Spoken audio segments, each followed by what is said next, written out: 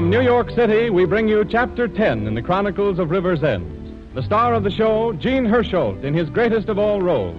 The title of the show, Dr. Christian. The sponsor of the show, the Cheesebro Manufacturing Company, owners of the trademark Vaseline. For today's story of Dr. Christian, we take you to the River's End Light and Power Plant. It's 6 o'clock on New Year's Eve and snowing hard. 2 men on the day shift are preparing to leave. Hurry up and get your coat on. I'll give you a lift. I'm driving around by your place. Thanks, but I'm going to supper at Dave Fenton's. I guess there'll be quite a bit of celebrating going on tonight. Well, Dave's got something to celebrate for. Any guy who was out of a job as long as he was. I guess that's right. I never saw a fellow so tickled to go to work. You all ready, Sam? Yep, all set, Dave. And plenty hungry. Well, it won't be long now. You coming, Alan, or are you going to help out the night crew and work tonight? Not me. I ain't going to work anymore till next year. Say, it's commencing to snow in earnest, isn't it? Yep, looks like we're going to have a real old-fashioned New Year's. Boy, this is great. You can have it. I'll be half an hour driving home in this storm. Pretty soft for you, Dave, living right across the road from the plant. By the time you get that jalopy of yours thawed out and started, we'll be halfway through supper. Well, so long. I'll see you tomorrow. So long, Alan. Happy New Year. Same to you. Happy New... Dave, look out! Look out! They got him. He's hit. He never made a sound. He's killed. Dave! Dave, speak to me! Dave! Is he breathing?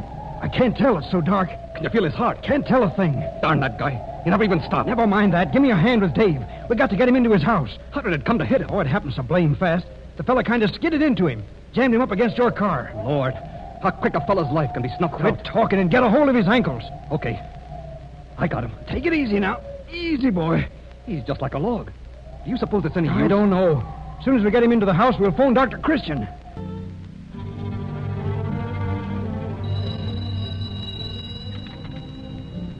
Hello? This is Dr. Christian. An accident? Where? Well, does he seem to be badly hurt? Oh, he's unconscious. Yes. Dave Fenton. Sure, I know him. Yes, I see. A car, you say? Well, did you recognize it? Oh, where's Dave now? Yes, about 5 minutes? Yes. Tell Mrs. Fenton to loosen his clothes, but don't move him. Yes, I'll be right out. Seems like hours. What's Dr. Christian doing in there so long, Sam? I don't know, Miss Fenton. Why doesn't he come out and tell us? Oh, now, don't take on so. Everything will be all right now that Dr. Christian is here. Oh, but Dave, he hasn't moved or said a word. Dave will pull through all right. You don't mean that? You're just trying to... Why, sure I mean it. Dr. Christian's a wonderful doctor. He'll bring Dave around. You wait and see. Even if he does, what are we going to do?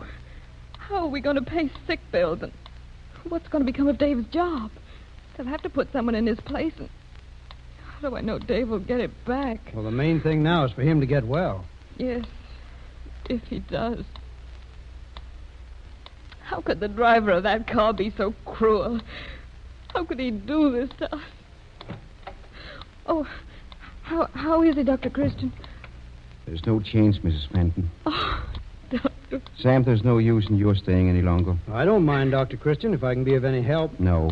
You run along home and get your supper. All right, Doctor. Oh, there's one thing you might do. Yes? You know where Mrs. Thomas lives, don't you? Yeah, I know. Well, stop in and tell her to come over here, will you? Well, sure, I'll be glad to. Well, good night, Miss Fenton. I sure hope everything works out okay. And happy new... goodbye. Good night. Goodbye, Dr. Christian. Goodbye, Sam. Sit down, Mrs. Fenton. You're tired. Dr. Christian, will he get well? Well, you see, he's pretty badly hurt. He's going to die? No, I didn't say that. Oh. He has a serious concussion of the brain. We'll have to watch it very carefully. Right now, I can't tell what might happen. But there's a chance he won't get... Yes, there is. Oh, when will you know? Well, I can't even answer that. Maybe not for several days yet. I see. About what time was it when the accident happened? Oh, A little after 6 o'clock. Dave always left the plant around 6. That car swung around the curve and hit him as he was crossing the road. Oh, you mean right in front of the plant? Yes, Well, was Sam with him at the time? Sam and Mr. Allen. It was Mr. Allen who phoned you. Well, how soon after the accident did he phone? Oh, it couldn't have been more than 5 minutes. You see, they carried Dave to the house here, and Mr. Allen phoned.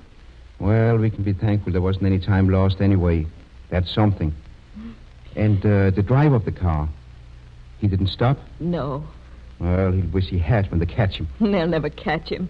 Why, he's miles away by this time. And what good is it if they do? That isn't going to make Dave well. No, but he'll put that driver where he belongs. A man who is careless with an automobile is just as dangerous as a man who is careless with a gun. Neither Sam nor Alan got his license number. No. But I think Alan told me he did notice it was a coupe. Yes. When they brought Dave in, I just finished setting the table. We were going to have a little New Year's celebration on account of Dave's new job. It looked like the new year was starting out so fine. And now... Oh, I'm sorry. Look, let's talk about it anymore now. You go upstairs and lie down. Maybe you can get a little sleep. Oh, no. Get some rest anyway. Dear, there's someone at the door. Yes, you go ahead and I'll answer it. Thank you. Oh, come in, Mrs. Thomas. Hello, Dr. Christian. Sam Burns told me about it. How is Mr. Fenton, Doctor? Pretty bad. Oh, where's Mrs. Fenton? Upstairs lying down. I want you to stay here with her tonight. Oh, well, I'd like to, Doctor, but I don't think I can. You can't? Why? Well, Marion Brooks is giving a New Year's Eve party, and I promised her I'd come over and help in the kitchen. A New Year's party? Mm-hmm.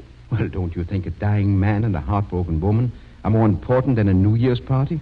Not to Marion Brooks, they aren't. Oh, come. Marion Brooks may be upstage, but she's not as cold-blooded as that. Well, just the same, she'd never forgive me if Nonsense. You call her up and tell her to get somebody else. Oh, no, I couldn't do that. Well, I wouldn't dare to. Wouldn't dare to? No. Well, just because Marion Brooks is the richest girl in town isn't any reason why. Well, it isn't exactly that, but the Brookses always hire me when they need extra help, and if I disappoint Miss Marion tonight, they'll never hire me again. When it's an emergency case like this? That wouldn't make any difference to her. Oh. No, you don't know Miss Marion like I do. I've worked there. She walks over everybody. Can't you get Mrs. Morrow to stay? Well, she lives way out on the river road.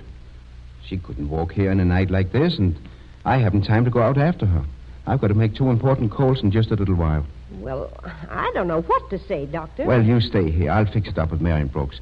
I'll talk to her myself. Well, if you will, of course, I'll be glad to stay. Mm-hmm. Here, write these telephone numbers down. Mm-hmm. Cedar, 923 and Cedar 86. Those are the 2 places where I'm going. Yes, sir. And if anything happens, you can reach me at one of the places or the other. All right, Doctor. If Mrs. Fenton wakes up, tell her I'll be right back. Yes, Doctor. Is there anything you want me to do about him? Yes. He's here in the downstairs bedroom. I'll show you what I want you to do. Mm-hmm. But the most important, if there's the slightest change in his condition, don't wait a second. Phone. Mm-hmm.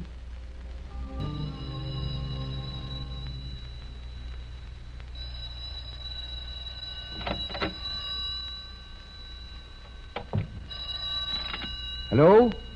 Yes, this is Dr. Christian. Oh, hello, Sam. No, you didn't wake me up. I've just gotten back to the office. The phone was ringing when I came in the door. Yeah. Yes, I've been there all night. No change yet. Yes, Mrs. Thomas is with them. She'll call me if there's anything. Yes, I'm going back in a few moments. I'll let you know. Yes, goodbye. Happy New Year, Dr. Christian, if it doesn't sound too ghastly at this time of day. Oh, good morning, Marion Brooks. Still partying, I see. Or is that gown... Giddy, isn't it? I practically knocked the eye out of River's End with it last night. And you don't find it too warm for this balmy morning? Oh, I'm going right home and get into my ski clothes. We just finished up the party with breakfast at the coffee pot. Oh, so you celebrated here in River's End this year? Uh-huh. Have a good time? Oh, we did all right. Not like last New Year's in Paris, though. Oh, what I dropped in for... I'm sorry I was too busy to come to the phone when you called last evening.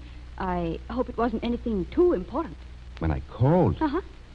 Oh, yes. No, it wasn't important.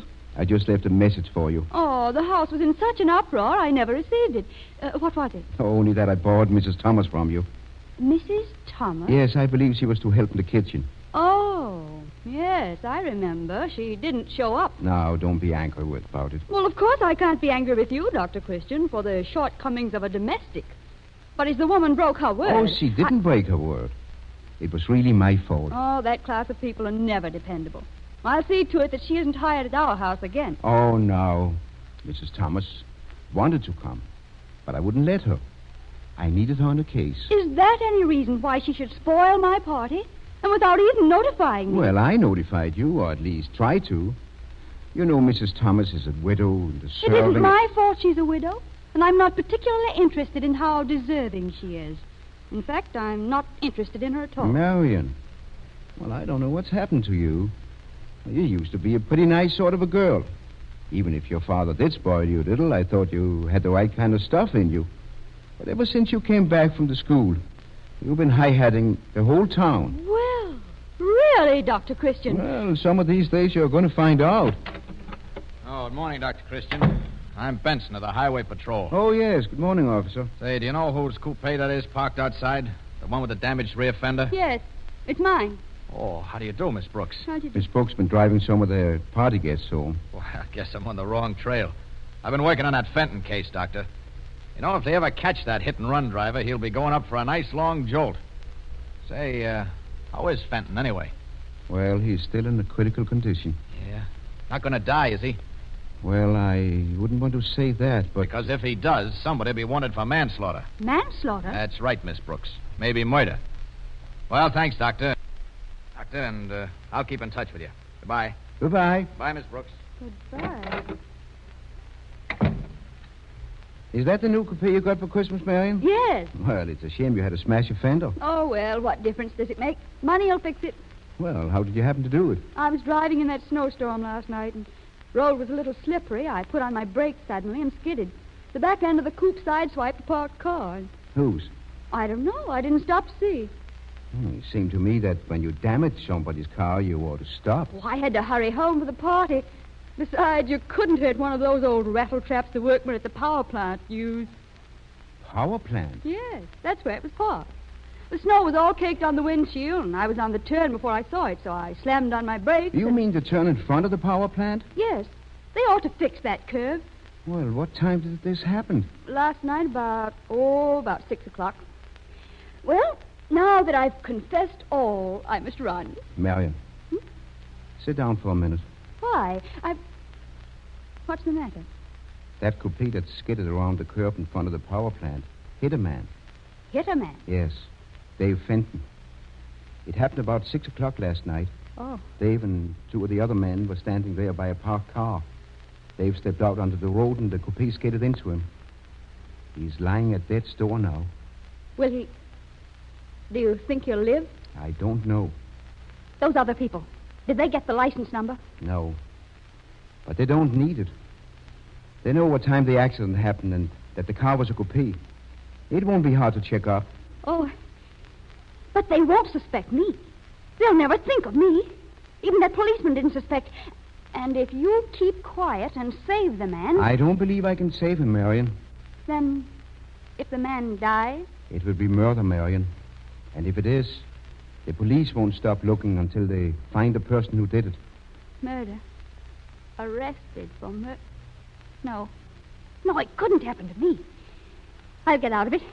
I don't care how much it costs. Only... I'm afraid this is one thing money won't fix. But it wasn't my fault. I didn't see him standing there. I didn't see him. It was snowing too hard. I thought I only skidded into the parked car. Well, you should have stopped and found out. But I was in a hurry. I didn't run away deliberately. I didn't think. And I suppose that's going to make it easier for Mrs. Fenton because you didn't think. Oh. I suppose that's going to keep Dave Fenton from dying. Just because you didn't do it on purpose. Oh, he can't die.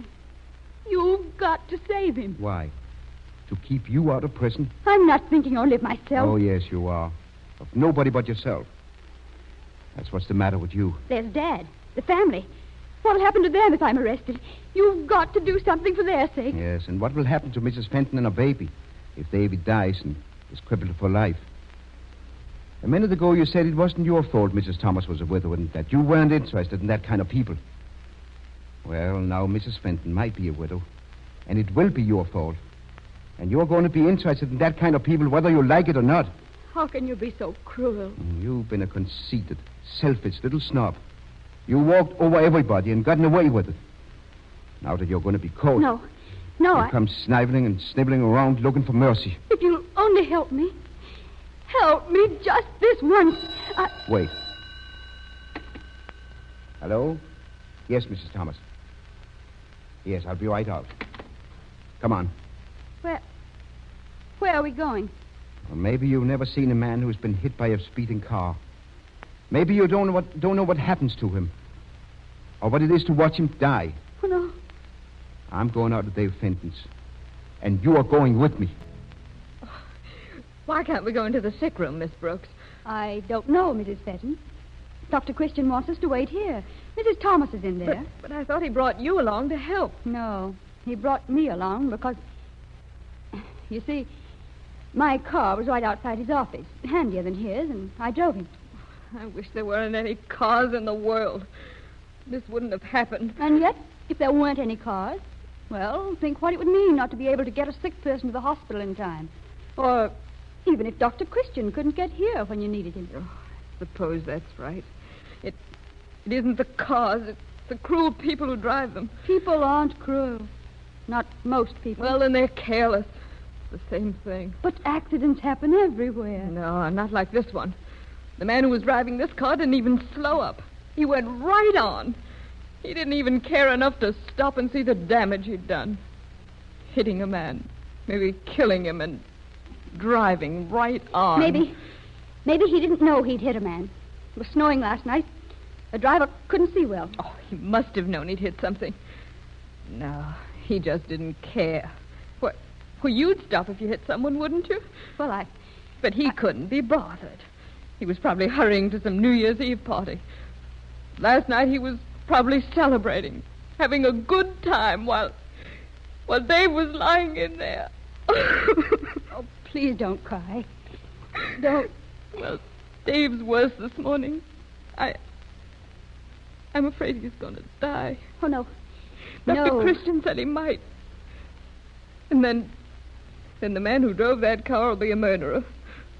Dr. Christian says they'll catch him, too. He'll go to prison. Please don't. Oh, Doctor. Oh, Mrs. Fenton, will you get me a couple of towels? Oh, yes, Doctor, they're in the kitchen. I'll go right in. Dr. Christian, I'm going. I can't stay here. You're going to stay right where you are. You're torturing me. I'm only showing you what's happened. Oh, if I'd only stopped to realize. Dr. Christian. Yes? Will you come here a minute? Look. I see. Hand me my stethoscope. What? That thing on the table there. Oh. Tell Mrs. Fenton and Miss Brooks to come in. And hurry! Hurry!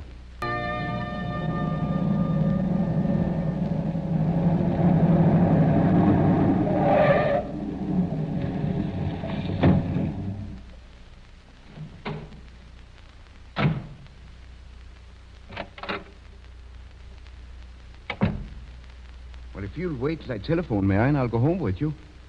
I thought it'd be better to phone from the office here instead of Mrs. Fenton's. I'm not going home. What? I'm going to give myself up. Tell the police. I'll phone them as soon as you've finished. Oh, no, wait. I wouldn't do that right away. Why don't you go home now? We'll have a little time to think things over, and then we can... I'm going to call them now. You didn't think I had the courage, but I have. Marion, do you want me to confess something?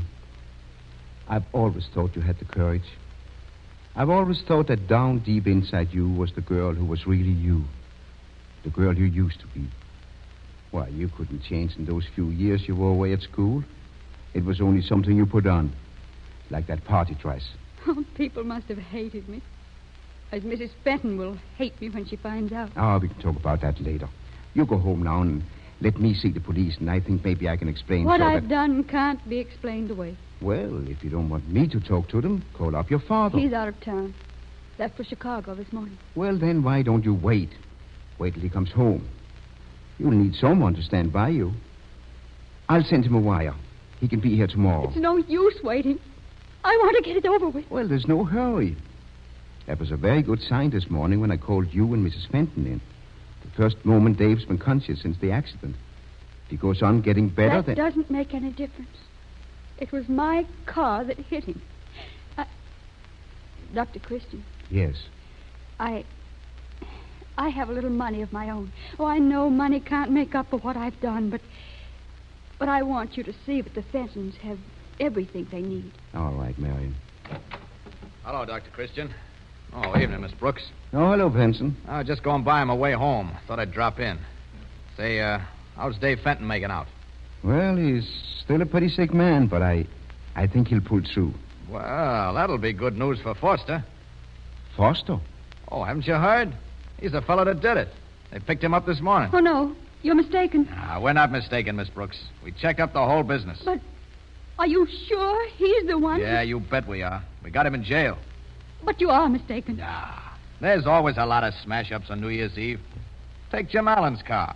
He parked it in front of the power plant. I've got to tell And it was you. smacked twice in the same evening. Yeah. Well, so long. I'll go Wait back. a minute. There's something I ought to tell you. Huh? I mean, I've got to tell you that Wait a minute. Did you say Jim Allen's car was hit twice? Yeah, that's right. Someone come along before the Fenton accident and banged into it. And then this fella Foster hit it and Fenton at the same time. Foster was scared to death, but he came around this morning and gave himself up. That's a bad curve there anyway, and it... Hey! Marion! I'm all right. Gee, for a second, I thought you were going to faint or something. I'm tired, that's all. Well, I guess there's a lot of them feeling that way today. And Foster confessed? Yeah, he was smart. Oh, what were you going to say a minute ago, Miss Brooks? I was going to Oh, of say... course, Benson. She was going to wish you a very happy New Year. Gene Hersholt, who has been in New York enjoying a brief holiday and also to attend the world premiere of the new 20th Century Fox production in Old Chicago, returns to the West Coast this week. And so you'll hear next Sunday's Dr. Christian broadcast from Hollywood, California. Gene Hersholt appears on this program through the courtesy of 20th Century Fox. This is Arthur Gilmore bidding you good afternoon for the makers of Vaseline Preparations. This is the Columbia Broadcasting System.